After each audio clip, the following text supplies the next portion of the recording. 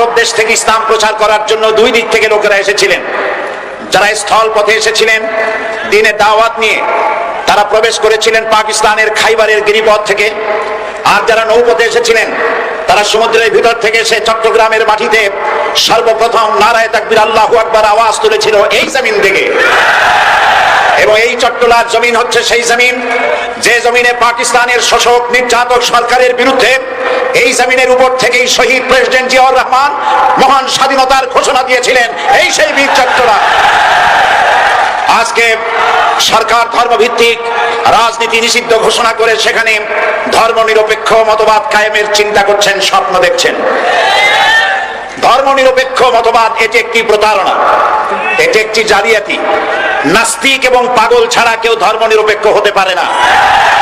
একজন হিন্দু যখন মন্দিরে যায় ৩৩ কোটি দেবতাকে প্রণাম করে, ১২ মাসে ১৩ পূজা করে, তিনি ধর্মের ব্যাপারে নিরপেক্ষ রইলেন না, ধর্মের পক্ষেই চলে গেলেন।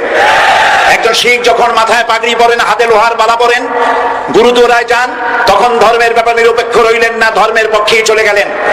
একজন খ্রিস্টান যখন জিসাস খ্রাইস্টকে সন অফ গড বলেন, রবিবার দিন যিনি গির্জায় যান, তিনি ধর্মের ব্যাপারে নিরপেক্ষ রইলেন না, ধর্মের পক্ষেই গেলেন। বাংলাদেশের মাননীয় প্রধানমন্ত্রী শেখ হাসিনা যখন মক্কা শরীফে যান, মদিনায় যান, আর যখন মাথায় হিজাব পরেন, বোরকা পরেন, উমরা করেন, তেলাওয়াত করেন, নামাজ পড়েন, তখন তিনি আর নিরপেক্ষ রইলেন না, ধর্মের পক্ষেই রয়ে গেলেন। কাজী তার মতো একজন লোক যখন ধর্মের নিরপেক্ষের কথা বলেন, তখন রীতিমতো বাংলাদেশের 16 কোটি মানুষের সাথে প্রতারণা করেন। আল্লাহর প্রতি অবিচল বিশ্বাস এবং আস্থার কথা বলেছিলেন শহীদ প্রেসিডেন্ট জিয়াউর রহমান, সেটাকে মুছে ফেলে দিয়ে উনি সেখানে এমন এক আইন মন্ত্রী দিয়েছেন, আমি বলি আমার ভাষায় সরকারকে ভূতে ধরেছে।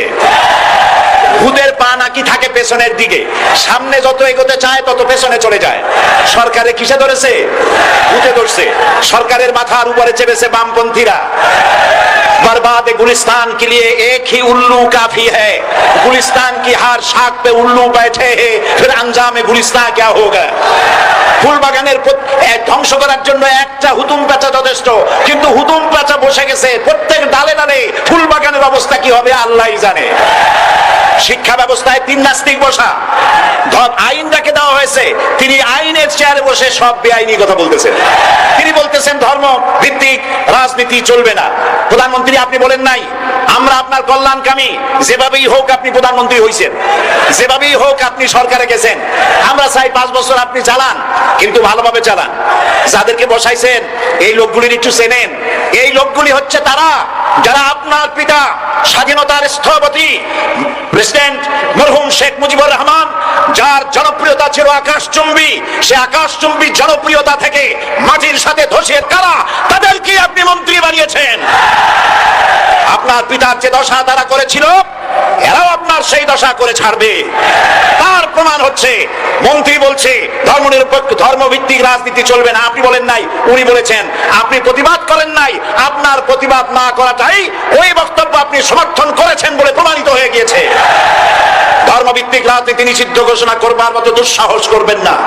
ধর্মভিত্তিক রাজনীতি শুধু বাংলাদেশে নয়, ভারতে আছে, শ্রীলঙ্কা আছে, মালদ্বীপে আছে, অস্ট্রেলিয়া আছে, আমেরিকা আছে, নিউ গিনি আছে, অস্ট্রেলিয়া আছে, আমেরিকা আছে, ইউরোপে আছে। পৃথিবীতে গণতান্ত্রিক অন্তত 50টি দেশে ধর্মভিত্তিক রাজনীতি আছে। তারা ইলেকশন করছে এবং ক্ষমতায় গিয়ে তারা পার্লামেন্টে অংশগ্রহণ করছে। বাংলাদেশে ধর্মনিরপেক্ষ রাজনীতি আপনি বন্ধ করতে পারবেন না, অসম্ভব। আইন মন্ত্রী আইন পাশ করে নিষিদ্ধ ঘোষণা করার জিনিস পান নাই। আপনি আইন পাশ করে নিষিদ্ধ করুন, সোনার ছেলেরা টেন্ডারবাজি করতে পারবে না, নিষিদ্ধ। মাস্তানি করতে পারবে না, মেয়েগুলারে SMS করতে পারবে না, ফ্রি টক চাইবে। শয়তানি বদমাশি করতে পারবে না, ওজনে কম দিতে পারবে না, খাদ্যে ভেজাল দিতে পারবে না। এইসব নিষিদ্ধ করতে পারবেন না। নিষিদ্ধ করার জিনিস পায় না, ধর্ম নিষিদ্ধ করো। তার মানে ধর্ম নিষিদ্ধ করতে পারলেই বড় বড় বোতল খাওয়া যায়। ধর্ম নিষিদ্ধ করতে পারলেই চুরি করা যায়, ডাকাতি করা যায়, বদমাশি করা যায়। আমার সম্মানিত সেক্রেটারি জেনারেল বলেছেন ক্লাস 9 এর ছাত্রকে হোস্টেল বাবুলা দিয়া রিমান্ডে নেওয়া যায়। এই কাজ আপনারা বন্ধ করে দিন। আমি ছোট্ট একটি কথা বলে বক্তব্য শেষ করব। আপনারা সমস্ত 140 ভোট জারি করতেছেন, সব 140 ভোট জারি করেন কোরআনের তাফসীরের উপরে। যারা কোরআনের তাফসীরের উপরে 140 ভোট চালু করেন, আল্লাহর কাছে জবাব দিতে হবে কিয়ামতের ময়দানে। শেষ কথা বলি, বসেন বসেন, শেষ কথা বলে যাই। প্রধানমন্ত্রী, মাননীয় প্রধানমন্ত্রী, আপনাকে আবার বলি, আমরা আপনার শত্রু নই, আমরা আপনার শত্রু নই, আপনার শত্রু আপনার পাশেই। সিংহ, সিংহ একটা সিংহ, আর একটা নেকড়ে, আর একটা পাতিশিয়াল, এই তিনটাই মিলে সারাদিন পরিশ্রম করে তিনটা শিকার করেছে, একটি খরগোশ, একটি হরিণ, আর একটা বড় গরু। সিংহ বলছে আমি পরিশ্রম করে আমরা তিনজনে শিকার করছি, কিন্তু আমার নিয়ম হলো বিচার ব্যবস্থা না করিয়া, ভাগ না করিয়া খাওয়া আমি পছন্দ করি না। তো আমি প্রথমে দায়িত্ব দিলাম নেকড়ে গায়ে, নেকড়ে ভাগ কর। নেকড়ে বললো মহারাজ এটা ভাগ করার কি আছে, ওই খরগোশটা বেটা পাতিশিয়াল খাক, হরিণটা আমি খাই, যেহেতু আপনার দেহ বড়, আপনি মহারাজ আপনি গরুটা খান। সিংহের মেজাজ খারাপ, বেয়াদব, এই ধরনের অসম বন্টন নীতি কে তোকে শিখালো? এক থাপ্পড় মারছে, নেকড়ের কল্লা উড়ে গিয়ে 50 হাত দূরে পড়ে গেছে। এবার সিংহ বলছে এই শিয়াল ভাগ কর বেটা। শিয়াল কয় মহারাজ এই সাধারণ জিনিসে কি ভাগ করার কোন বিষয়? কয় না, ভাগ না করলে তো আমি খাইতে পারি না। তো ভাগটা যদি আমার করতেই বলেন, আমি বলবো খরগোশ দিয়ে আপনি ব্রেকফাস্ট করবেন, লাঞ্চ করবেন হরিণ দিয়ে, ডিনার করবেন গাভী দিয়া। মহারাজ খুব খুশি, হ্যাঁ রে শিয়াল রে, এত সুন্দর ইনসাফ ভিত্তিক বন্টন নীতি কে তোরে শিখালো রে? কইছে একটু আগে যে কল্লা দিয়া গেল ওই আবার শিখাই গেছে। কাজে ধর্মভিত্তিক রাজনীতি নিষিদ্ধ করতে গিয়ে ফেরাউন আর নমরুদ যে শিক্ষা পেয়েছে তার থেকে শিক্ষা গ্রহণ করুন। আগুন নিয়ে খেলবেন না, বরদাস্ত করবে না বাংলাদেশের 16 কোটি মানুষ। মুসলমান তো দূরের কথা, হিন্দু, খ্রিস্টান, বৌদ্ধ সব ধর্মপ্রাণ ধর্মভিত্তিক রাজনীতি নিষিদ্ধ করার মতো আগুন নিয়ে খেলা বন্ধ করুন, বন্ধ করুন। জনগণ মানবে না, মানবে না, মানবে না। আল্লাহ হাফেজ। বাংলাদেশ জিন্দাবাদ, বাংলাদেশ জামাত ইসলামী জিন্দাবাদ, বীর চট্টলা জিন্দাবাদ।